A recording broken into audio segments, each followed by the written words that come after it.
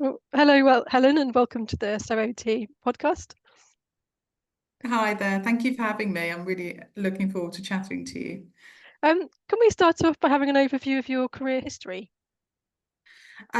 Yeah, so I'm quite a late developer. I didn't actually qualify as an OT till I was 46. So I did look at OT when I was young and then various reasons didn't do it and did some project management roles and I worked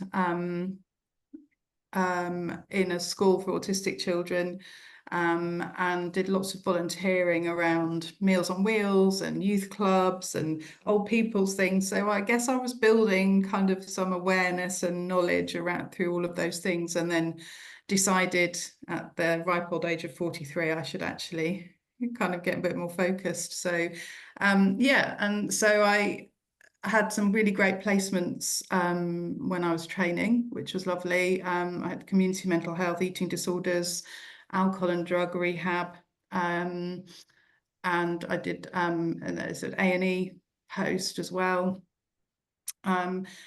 So I was very fortunate there and ended up taking my first job at the trust where I'd done the A&E post.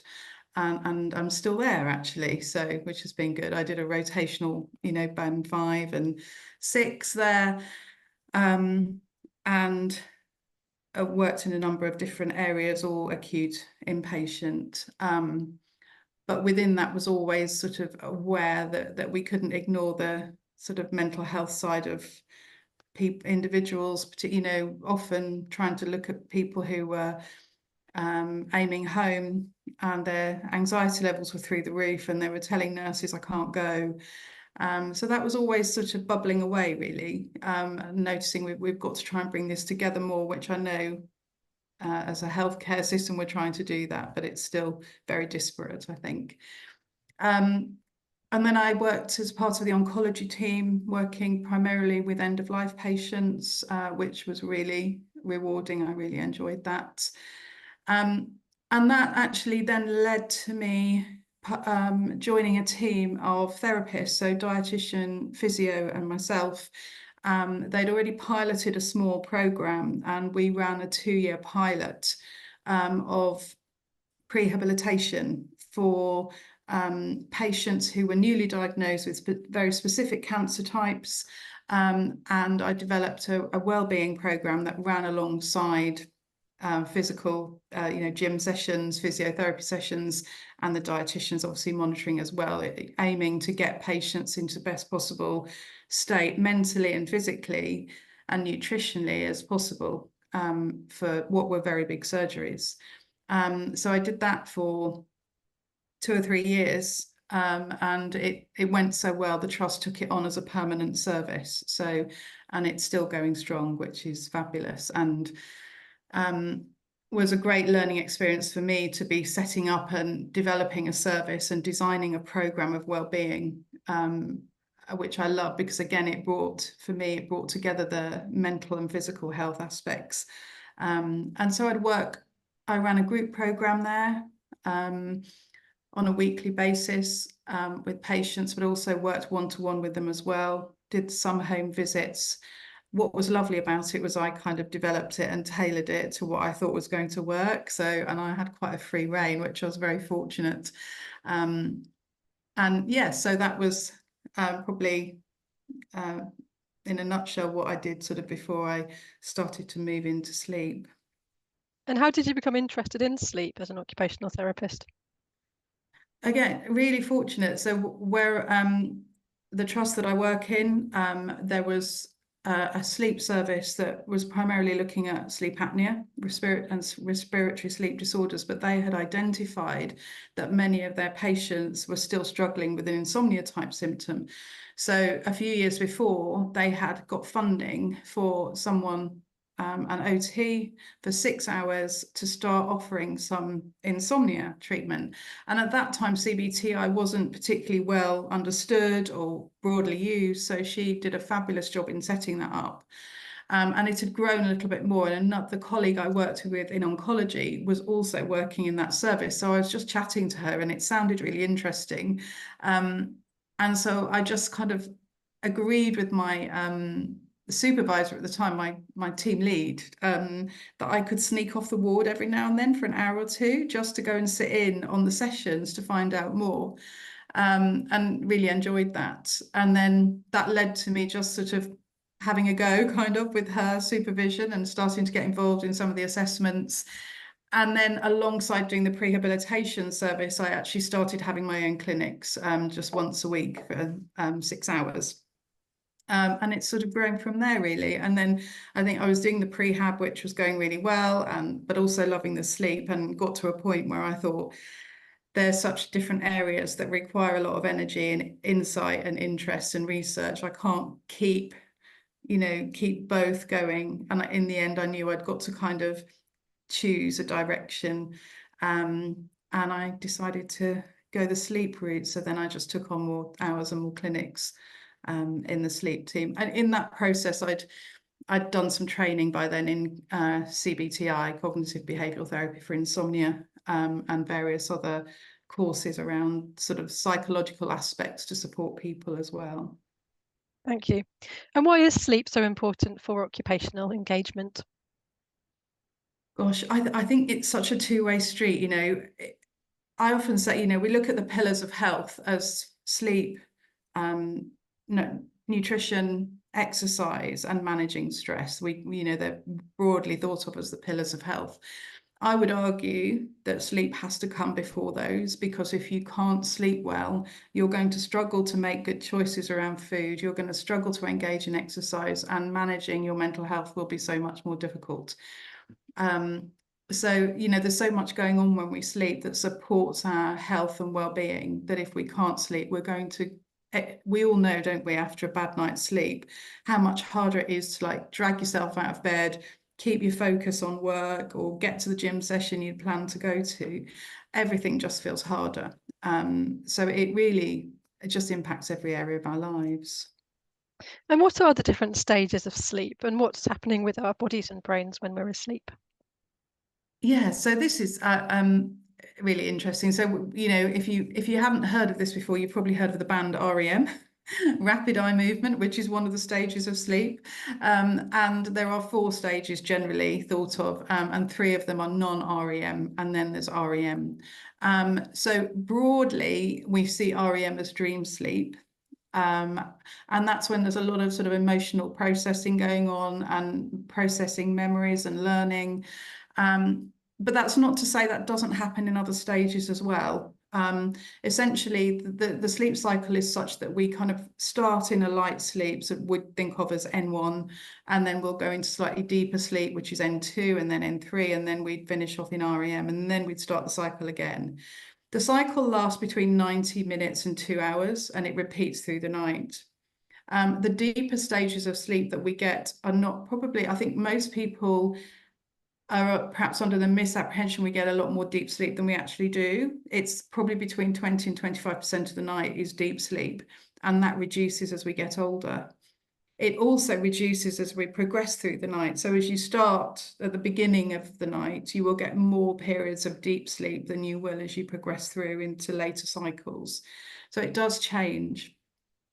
And within that, there's healing and repair that goes on. There's sort of regeneration of all the systems of the body.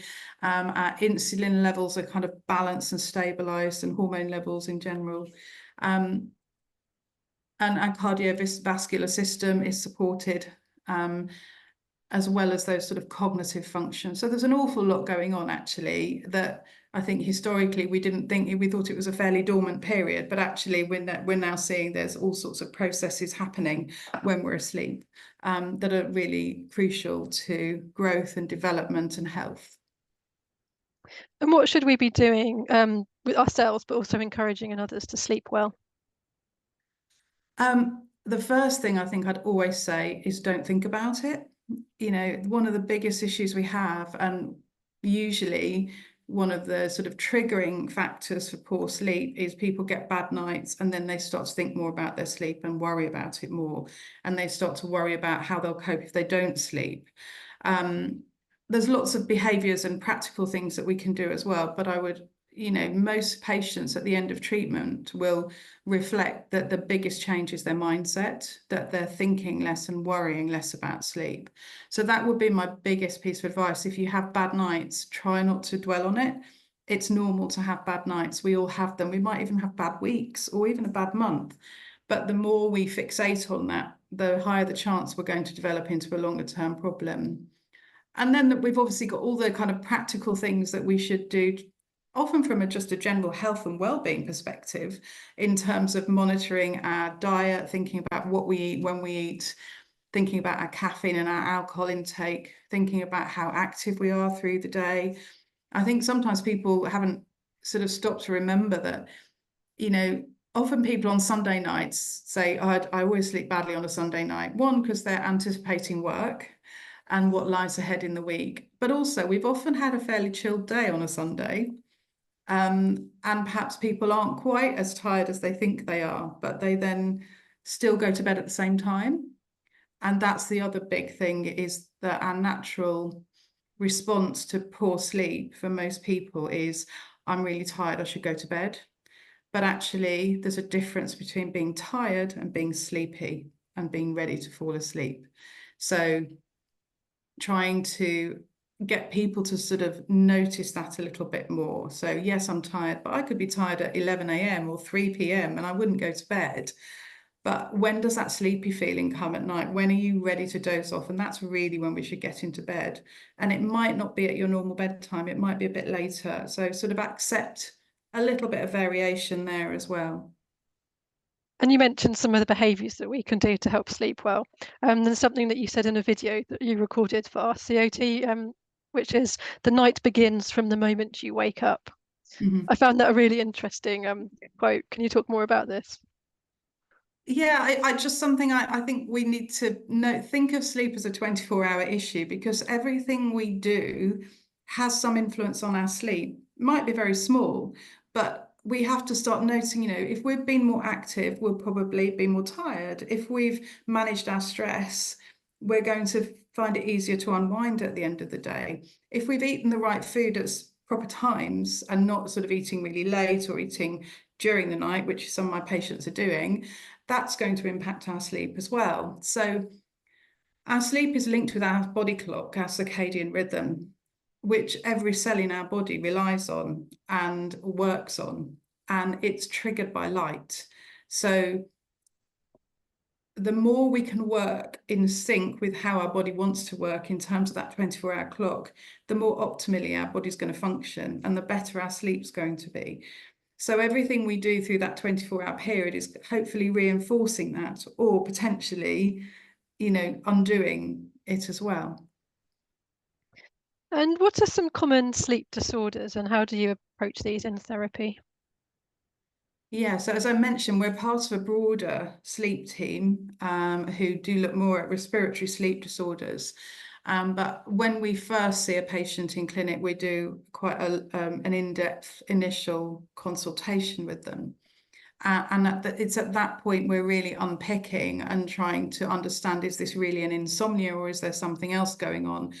And there's all sorts of things that we see and hear, odd things that people do when they're asleep, the impact of not sleeping through the day. So we're, again, thinking of that 24 hours. I'm not just asking people about what happened at night, I'm asking about the whole day, because that can really flag up issues for us. So we might pick up some risk of sleep apnea, which is a respiratory breathing problem that means that you pause breathing during sleep. And this is commonly associated with older men who are quite overweight, but we do see it across the population. And it's certainly more common in older women who are post-menopause as well. There's slightly higher risk of it in that group. So we're looking for things like how sleepy they are in the day, how fragmented their sleep is during the night, because that can lead to dangerous situations around driving when people just fall asleep without realizing it. So it's really important that we unpick that, and if we think there's any risk of that, then we'll complete an assessment. So that's probably the other big sleep disorder outside of insomnia that we're looking for. They're the two most prolific ones. The other common one that we see is restless legs syndrome, which is a sensation people get in their legs that makes them want to move them to try and get rid of the feelings. And it's very disruptive to sleep, often occurs in the evening, but also can be a sign of what we call periodic limb movements, which is limb movements that are happening during sleep, which again can be very disruptive to sleep. And people aren't always aware they're happening, but they just know they're getting terrible, unrefreshing sleep. So and that's probably, restless legs is more common in women than in men. So they're probably the three biggest. There's lots of other sleep disorders that are very rare, tiny percentage of the population, but obviously incredibly disruptive. I guess narcolepsy is one that lots of people have heard of. So we're always looking for that as well. And then the other one that we probably see a bit more frequently and seem to be getting a bit more these days, I think because we're getting some younger people referred, is a delayed sleep pattern. This is where people are struggling to get to sleep, often till 3, 4, 5 in the morning, but then they're unable to wake up until lunchtime or early afternoon. And they're just body clock is just not synced to this time zone. And it's sad because often people are perceived as lazy, and they aren't able to get to their lessons at school. They don't complete education because they just can't stay awake. And when they are awake, they're not fully engaged. And they tend to have periods of the day when they feel more alert, but they're often very late at night. So they just can't engage socially either. So that's another group that we might work with as well, using behavioural approach. Are you able to talk a bit more about that? How would you use the behavioural approach to help sort of regulate that sleep-wake cycle? So I guess, CBTI, which is primarily, evidenced for insomnia, the strategies in there are applicable to lots of people to try and just order their sleep and get more routine back. And the big factor for delayed sleep often is light. And again, it's about that body clock and circadian rhythm. We're trying to kind of reset their body clock, which is a real challenge and really requires patients to be quite committed to the process. And it can feel really hard work. But we would probably work with them, first of all, to stabilize and get a regular sleep pattern, even if that is from 4 till midday. And then we'd start to move it back. We try and move it back half an hour a week.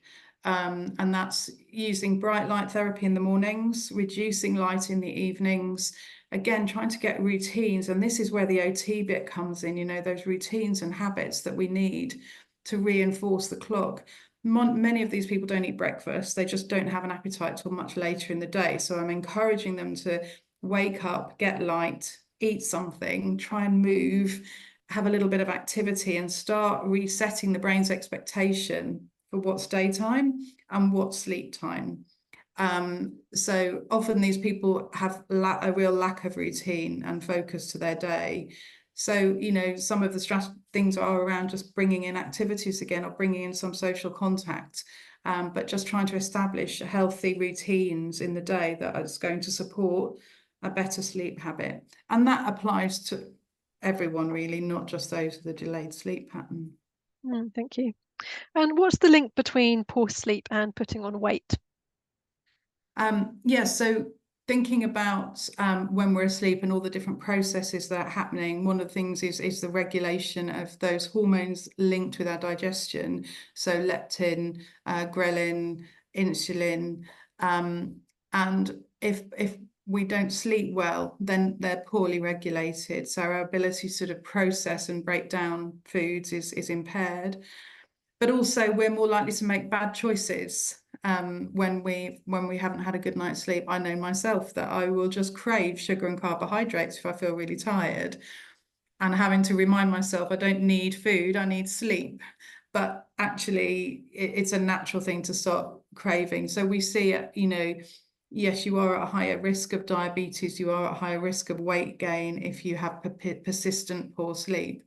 And helping people to regulate that is quite difficult. You will notice when you've had a good night's sleep that you'll be able to make better choices. And so it's a bit chicken and egg again, if we can improve the eating routines, that will probably help sleep. But if also we need to improve sleep to try and help people eat better as well. Mm. And do you find that the neurodivergent individuals you work with have particular sleep difficulties? Yes, yeah. So there is good evidence that shows that people, those with ADHD, often have a bit of a delay in their sleep, but they're also prone to insomnia, restless legs, and they're at higher risk of most other sleep disorders, as are those on the autistic spectrum. So we do have quite a lot of people, and particularly ADHD. I've definitely noticed in my clinics the increase in referrals for people with query or confirmed ADHD. And they're often, adults who've perhaps lived with this for a long time unknowingly.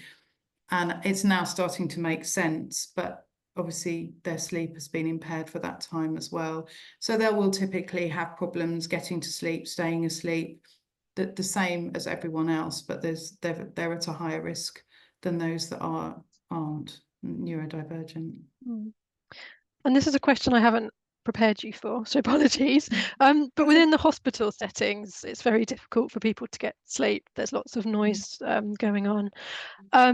What do you think could be done within hospitals to make it more possible for people to get a good night's sleep and heal properly? Oh, lots, I think. And again, that it's very OT, isn't it, in terms of routines, just helping them to have a clearer night-day cycle, which is really challenging when people need round-the-clock assessment and care and treatment. But I think if we could get more darkness at night and more light in the day, that would be great. We have actually got one of the doctors in our hospital, not linked with our team, but they're doing a trial at the moment with light boxes on some of the wards. Because we know that the light boxes obviously are used to help people with mood disorders, but actually with someone with a delayed sleep pattern or someone who's really struggling with sleep, if they can afford to buy one, then we do recommend they invest in one of those, and they can be really helpful. So bringing the light boxes in, all that, ultimately when I talk to people about what the home environment's like, I want their bedrooms to be dark, cool, quiet, free of too much stimulation and technology, a haven of tranquility, really. And that's what we'd love the hospital rooms to be like, but clearly it's not going to be that way. So it is a real challenge. But I think even by raising awareness amongst the staff on the wards of the importance of sleep and the kinds of things that help, I'm sure would go quite a long way. And what advice do you give to people who work nights or they work early or late shifts in terms of establishing some sort of routine and sleeping well? Yeah. And again, this is can be a real challenge for people. So generally, when we working with people who are doing shifts, we're just looking at their particular shift pattern and seeing how we can establish some routines around that. I encourage people to think about their wind down times, and having a consistent habit of wind down. So whatever time they're going to bed, they're getting the same signals, and that kind of prompt to we're now preparing for sleep. So that might be reading, it might be listening to music, it might be doing a relaxation technique, but for them to have a clear pattern of what's wind down for them. We do advise people take a nap, later in the afternoon. If they're going to be working a night, they should try and have some sleep. So to do take a nap. And actually, it's a bit the opposite of what we'd ask everyone else to do. But, during the night shift, they do need to be thinking about what they're eating and drinking when, and they may need to use caffeine, in the first half of their shift. And then we'd say, okay, wind the caffeine back in now. Also, if they're coming off a night shift, we'd encourage them to use sunglasses to sort of reduce the impact of the morning light, which is so powerful. So they're not getting too many signals into their eyes around light, so that they can then hopefully prepare for sleep when they get home. So, and as far as possible, have some consistent routines around their weekly cycle of shifts, whatever that might be, or it might be a 2-week cycle, but thinking about, okay, what's the plan on your non-work days? What's the plan on your day shifts? What's the plan on your night shifts? So that they've got something to follow. And again, always using cognitive sort of techniques around trying to reduce levels of arousal. trying to reduce unhelpful thinking that leads to anxiety, so that they're in a better place when they start going to sleep. And you mentioned naps. What advice would you give to people that don't work night shifts around taking naps? So whenever I give talks and things about sleep, I give all this advice, and then at the end of it, I always say, and if you sleep really well, you can ignore everything I just said. You know, if you sleep really well at night and you want to take a nap in the afternoon, enjoy, go for it. But if you are really struggling with nighttime sleep, then you really shouldn't be napping in the day. Unless, you know, we do have quite a lot of patients with comorbidities that mean they are really struggling to not sleep in the day. So then we get quite prescriptive about it and say, okay, you have one nap for 40 minutes, no later than 1 o'clock or something like that. Or if people are recovering from surgeries or illness, then obviously there has to be some flexibility around that. But if you're fit and well but sleeping badly, then don't nap during the day. Thank you. And do you run, alongside your NHS role, you run Flourish Therapy? So what is this, and what's the story behind starting this? Yeah, I think I really enjoy what I do, and I really enjoy working in the NHS, but I think I just wanted to sort of spread my wings a little bit and see what else, you know, perhaps work outside of the boundaries of the NHS clinic. So I set Flourish up only in the last year or so. And it's a sort of, I still offer sort of CBTI on a one-to-one basis, in a way that hopefully is very accessible to people, and in my local community. I also have done work with companies, so giving some lunchtime webinars to support part of their health and wellbeing program for staff, which have been really well received. And you know, people apparently, when they do their staff surveys of what do you want us to look at, sleep always comes out top. So they're quite keen to have some guidance on that. And I've recently done some work in my local school with the staff, because there are certain professions that are identified as being at high risk of sleep problems, and teachers are one of them. So I thought it would be a good opportunity to give them some support as well. So yeah, and I've sort of run a small workshops for small groups of people as well, and some wellbeing events, which are not for profit, but just trying to get the message out, really, because I think there is so much out there now, which is great, but people get a bit confused, I think, about what they should or shouldn't be doing, whether it's about sleep or nutrition or exercise. So yeah, I'm sort of trying out a few things, really, but I think doing something on my own meant I'd got the scope to do that, rather than to just be doing one-to-one clinic appointments within the NHS. And with the workshops and the talks you're giving to the corporate companies and the schools, are you approaching them and offering your services, or are you advertising your services and people are finding you? A, a bit of both, I suppose. Some of the corporate came, there was a third party who were offering health and wellbeing. So they asked me to do the sleep aspect, and I now link with that company directly. The schools I've just approached all my local schools directly, and then they've responded to that. So I'm not very good at the marketing social media thing. You know, that's my very steep learning curve at the moment. And I think, as for someone who's starting out, I was never into building an empire, and I get slightly scared about doing anything on a big scale. So I think I'm my own worst enemy sometimes and hold back a little bit. But I just like the idea of doing something a bit different on my own, away from the NHS. So I'm doing a kind of slow, steady build, if you like, but I'm enjoying it. And within Flourish Therapy, but also your NHS role, are you using specific assessments or models or outcome measures? Yeah, so we have the main ones we use. We use the Insomnia Severity Index, which is 8 questions, I think. And I do that at the beginning and end of treatment to sort of monitor their progress. So, and then we also, on the initial assessment, we would use the GAD-7 and the PHQ, because there's such a link between mental health difficulties and sleep. It gives us a kind of a more comprehensive picture of where they're at the moment. And previous audits we've done have shown that, as their sleep improves, those numbers improve as well. And we also do the Epworth Sleepiness Scale. So that's looking at levels of sleepiness through the day and the likelihood of people dozing off. And that is very helpful in contributing to our kind of information gathering about other sleep disorders like sleep apnea. So if that's particularly high and they're reporting some other symptoms, that would be the red flags for us to say, okay, we probably need to do a sleep study.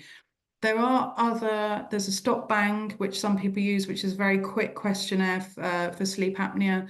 And there's also the Pittsburgh sleep questionnaire, which I have used. It takes a little bit more getting your head around. It's a little bit convoluted in the way you score it, but it's a very useful tool as well.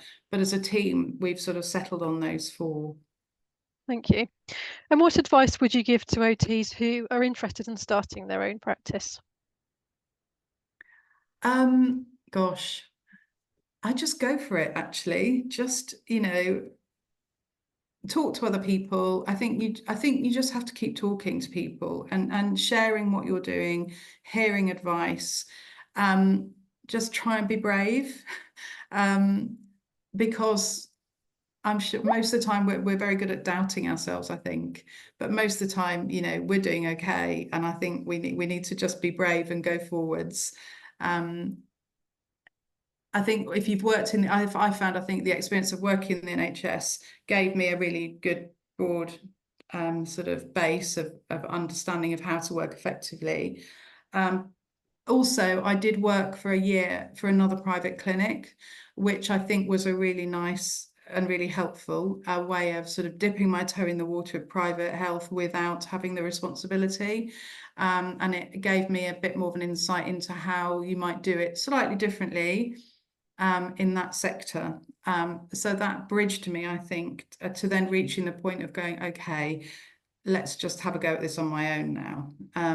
So I think if you can get a little taster of other private practice, I think that's also really useful.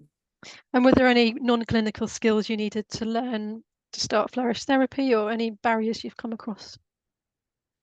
IT. And social media. I think I'm not great at that, and I think I feel a little bit conflicted about it as well, because when I talk to other people who've set up businesses, not necessarily in health, but in any area, they all say that their business comes from word of mouth and recommendation. And I think in health, that's really important, that people feel that level of trust. So if you're always going to go with someone that a friend recommends rather than something off an Instagram post. So whilst I know marketing and Instagram is incredibly valuable, and I think it raises awareness of you and your services, I still think we need to be talking to people, and getting our name out there, and getting to know people and building those relationships so they feel some trust in us. So I guess that's I've kind of backed away a little bit from all the IT and social media, and I need to go on a course. I think that's the bottom line. I need to get some proper training. I kind of hook my young people in to kind of do bits and pieces for me, but I'm going to have to get a bit more serious about it. So I would say, yeah, that's probably the biggest barrier for me. Thank you. And we're on to the last question. Are there any books or resources that you can recommend to OTs who want to learn more about sleep? Yes, I have got, and I forgot to write them down actually, but we have a recommended reading list. And I don't know whether I can send that to you and you can tag it on to Yes, the notes certainly. podcast. Mm. But there's a number of books that, just run through CBTI. One is by Colin Espy, who is the sort of guru, the developer of CBTI, and there's lots that have come since. So we tend to offer our patients a selection that are either CBTI based, or they might be more based on acceptance, commitment therapy, and mindfulness, because that's a really helpful approach as well for some people who perhaps struggle a little bit more with the CBTI, or people pull a bit from both. So there's quite a number of books offering that. And I also recommend some circadian science books as well, around the circadian code. And Dr. Russell Foster, who is a prolific researcher in sleep and circadian rhythm, has written a book called Lifetime in the last 2 years, which is also great. Just to give you that kind of broader understanding of the body clock and how it influences so much. And if we can support that, as I say, we can support sleep better. Thank you. It's been great talking with you. I've learned a lot about sleep. Good, thank you. Oh, you're very welcome, and I hope other people will feel a bit inspired